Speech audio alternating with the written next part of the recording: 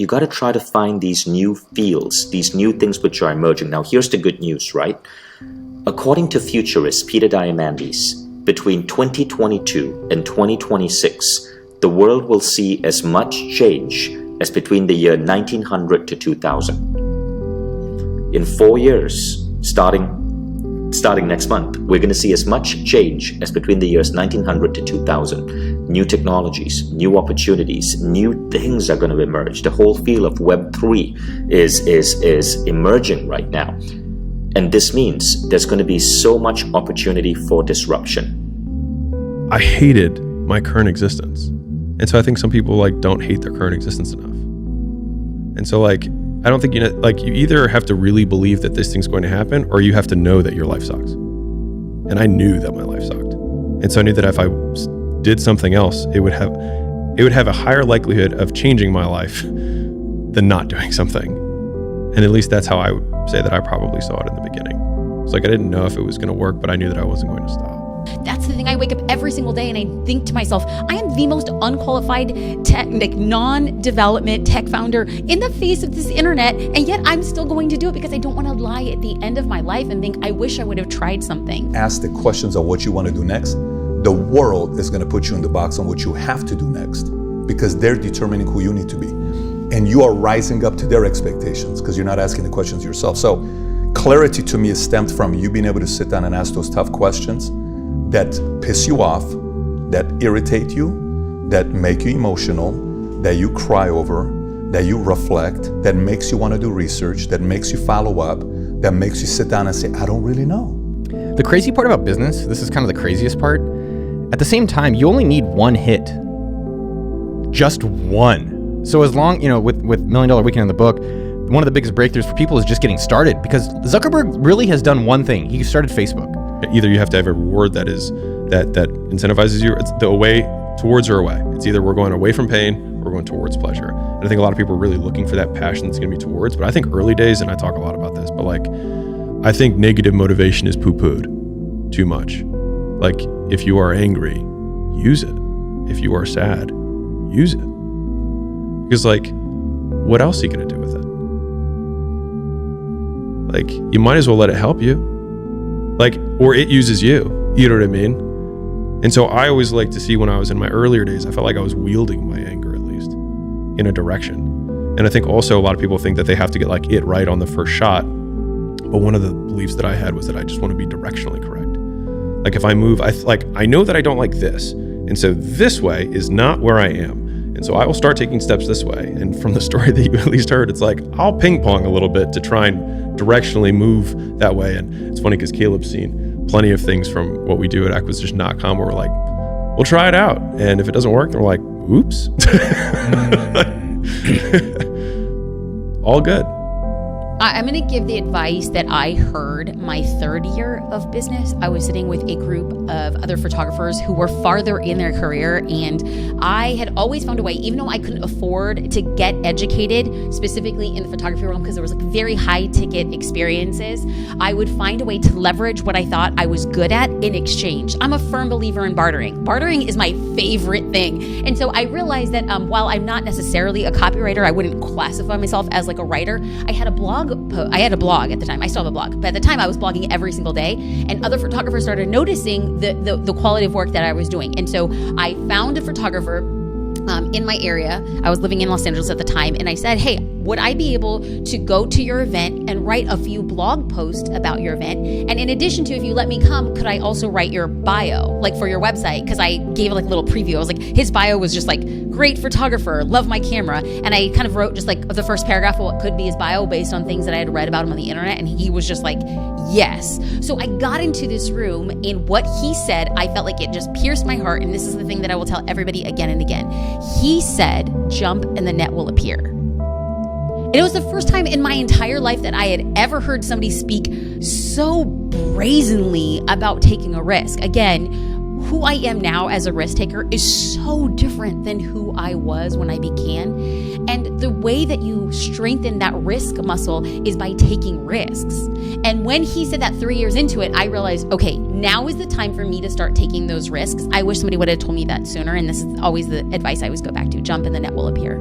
A lot of people are chasing content creation, or they were chasing crypto last week, or they're chasing blogging years ago, and now AI everyone's chasing.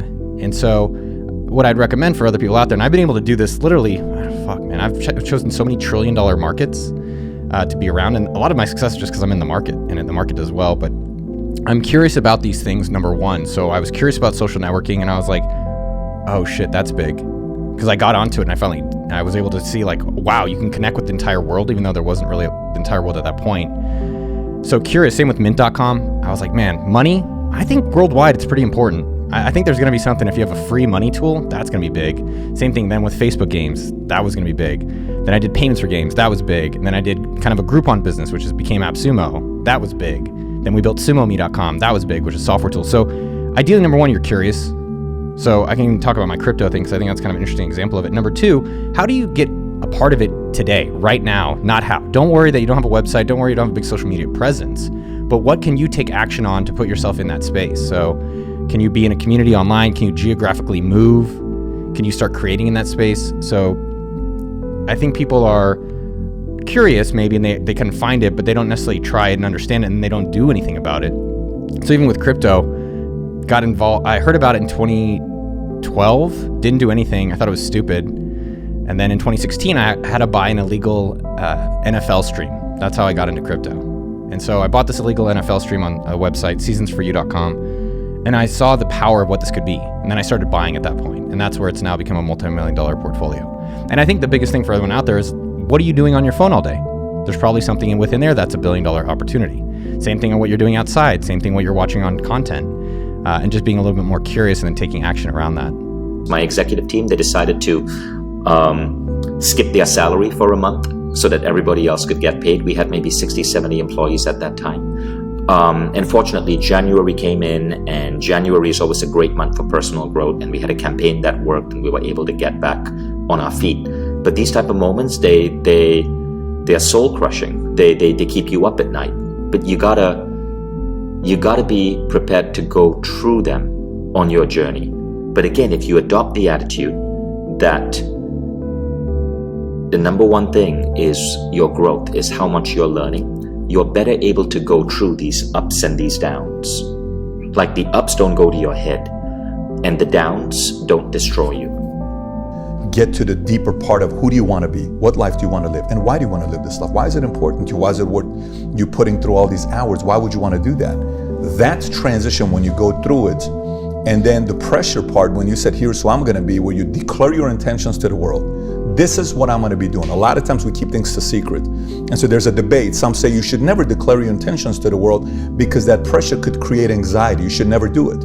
You know, like Babe Ruth pointed a finger and I'm going to hit a home run. What if you don't hit it? What if you fail? You know, what if you say, Michael Jordan says, the Bulls never losing game 7. You should never say that because there's too much pressure on the players. Or then the other side said, well, you should put the pressure on yourself because your teammates play better, because it's not on them, it's on you. And the leader does that. To me, I think declaring intention serves a purpose. I think when you go out there and you say, this is what I'm going to be doing, this is where I'm going to be at, you officially have the world holding you accountable. That pressure could be good pressure to put into your life. We hear the phrase peer pressure, and we always get the negative connotation with peer pressure, right? It's like, hey, don't do drugs because of peer pressure. You know, say no to drugs, peer pressure. Go to school, peer pressure, peer pressure. I think about death all the time. It's like, I'm going to die. And I think you have to agitate the pain for yourself. Like, you have to stoke the pain. Like, if you can't get through, because like, it would be odd that you would be motivated by some weird passion. Like, not everyone's Mozart and just like, I just love music and I see see numbers and colors, whatever. Like, some people are like that, but most people aren't. And so if you're not that, then you only start really liking stuff when you get good at it, in my opinion. And you only get good at it by doing it a lot of times before you're good at it. And so this is why I'm a big believer in this, is that when you are starting out, I think you got to find the thing that's the pain. And like, pain motivates significantly faster and stronger than pleasure does. Like, people are like, no, passion's the right way. It's like, point a gun at a family member, all of a sudden 10 out of 10 motivation, pain. And so like, I think people should use their pain more. And if they don't have enough pain, then one, maybe that's fine and you're a dreamer and that's okay. But I will tell you that a word that I read in my like 6-month journey between when I wanted to quit and when I actually quit. There was this word that just like pissed me off, and it was this in this self-help or entrepreneur book, and it said there are entrepreneurs and there are wantrepreneurs. And I was like, and it was like, wantrepreneurs are people who read these books and don't do anything, blah, blah, blah. And I was just like, I don't want to be one. I was like, I am one of these right now. And it just like felt so powerless. And I think that my entire life has been a lot of trying to have power. And I mean that in the true sense of just being able to direct influence in events.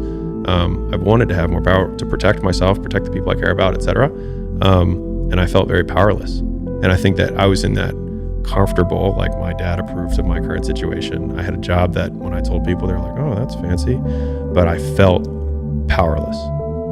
And I hated that more than anything. And so I think if I want to say this to anyone who's listening, if there's anything you listen to, all the stuff that I described that was really tough that I went through was not as hard as me quitting my job.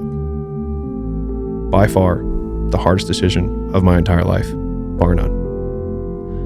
Because the things that I was actually caught up with were the opinions of other people. The opinions of my father, and the opinions of the people that I went to school with who I thought would judge me for leaving this good job to probably become a failed gym owner. And how lame that would sound compared to consultant, going to Harvard, and blah, blah, like I was going to go from peak white collar to a very blue collar, profession making significantly less because I quote loved it. And like, I'll say this again, but like sometimes you have to let other people's dreams for your life die for yours to live.